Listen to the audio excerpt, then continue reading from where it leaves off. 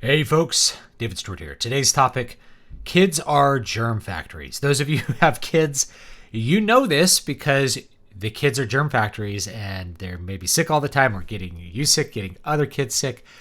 Why do I want to talk about this? Well, it has a lot to do with kids trying to go back to school right now throughout the country as people have ended public schooling or tried to go to some sort of remote operation here in the U.S. as the coronavirus pandemic kind of swept through places.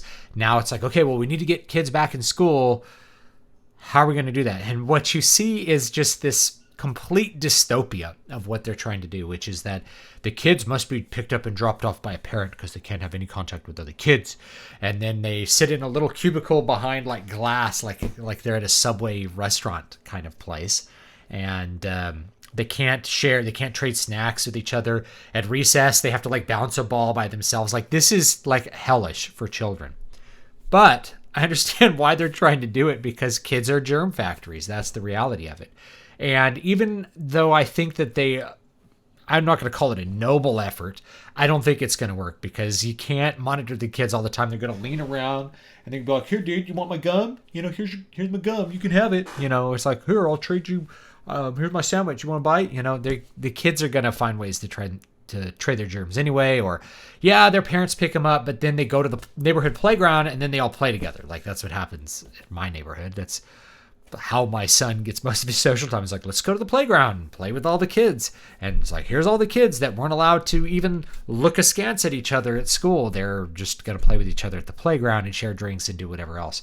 So kids are germ factories. And one of the things that we have to stop and think about as we look at a dystopian public school is one of the negatives of public schooling in general is you take a group of people, and kids are people, that have very bad personal hygiene when it comes to, they just have bad personal hygiene in general, but they have very bad personal hygiene when it comes to thinking about transmitting infection and avoiding transmitting infection. As adults, we can have personal distance, we can wash our hands. Kids don't think about this stuff, they just kind of act most of the time, which is why well before coronavirus did anything, you'd have chickenpox would wipe out everyone in the kindergarten classroom. When I was in kindergarten, everyone in my class got chickenpox all at the same time. And I was like one of the first. So I got chickenpox. And then I came back after I was well, and there was like 2 kids at school because after I got it, and I don't think I was the first, obviously I got it from someone. So I got it and I spread it to other kids. Though, other kids were spreading it to each other. So for like a whole month, there was just like half the class was there, if that. So you had just no one in class because everyone was sick with chickenpox. Everyone in the kindergarten class got it. Or then, we had the flu happen one year and everyone got the flu. Like every kid got the flu. There was like no kid who didn't get the flu. It just like ran rampant through the school. So every kid in the same class got the flu. It's because kids are germ factories. So we have to stop and think like, okay, well, we've arranged our schooling situation so that we take 30 plus children who have bad hygiene, have no ability to like cover their mouth when they sneeze or do basic things to stop transmitting germs. We stick them in a little room and we make them sit in little rows or together in little groups and be with each other for 7 hours straight. Of course, you're going to get diseases run rampant through this. And after this pandemic is over, you're still going to have it. You're going to have everybody in the classroom is going to get a cold. Everybody's going to get the flu. It just won't be as scary as the coronavirus, right? Where like, you don't want to get the old people sick because they really could get sick. It's going to continue happening because kids are germ factories. And I, as a teacher, and I was a public school teacher, I was a private school teacher, I was a teacher at a university. In all of these situations, I got sick multiple times a year, whereas like my friends who just worked in private industry who were, an auto mechanic or just worked in an office or something or a lawyer, they never got sick. Like they got sick like once a year, if that. And like as a teacher, I'm getting sick like 3-4 times a year. I'm getting colds. And I've had friends who I worked with that got sick even more because, they just had a tendency when they got a cold to get sicker from it, maybe like a little bit different immune response. So they're getting sick 7-8 times a year. They need all the sick days that the school gives them. The school gives them like 15 sick days or something a year. And you're going to end up using them, especially if you are a new teacher, because those little germ factories are going to get you. And the younger the kids you teach, the worse it is. So I've taught elementary school. Wow, those kids get sick a lot. Taught college. People have better hygiene. It's not as much of an issue.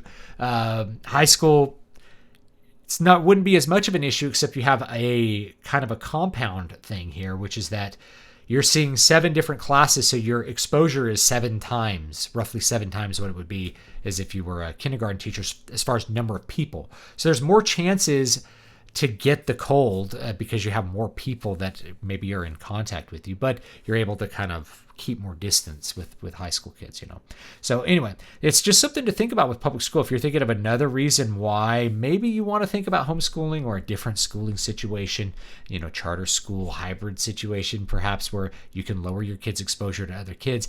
The benefit is after this coronavirus thing goes away, your kids are still going to get sick less. They're not going to get sick as much because you aren't putting people who are very bad at hygiene close together for long periods of time, day after day, week after week, month after month. So it's another benefit of that.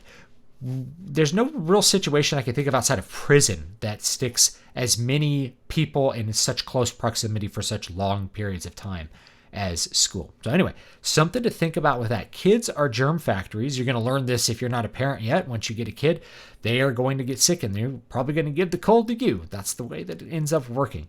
In fact, when I got coronavirus, I got it from my son. I didn't get it from the grocery store. I didn't get it from somebody not wearing their mask at the Home Depot. I got it from my son, and he presumably got it from another kid or like off the playground or something like that. So I got it through my germ factory of a son. And that's just the reality. That's the thing about kids, is they are a transmission vector and they always will be. So that's something you're really worried about. Maybe you can think about a little bit different school situation for your kid to just not have that much exposure to germs. So thanks so much, guys, and I'll see you next time, and have a great one.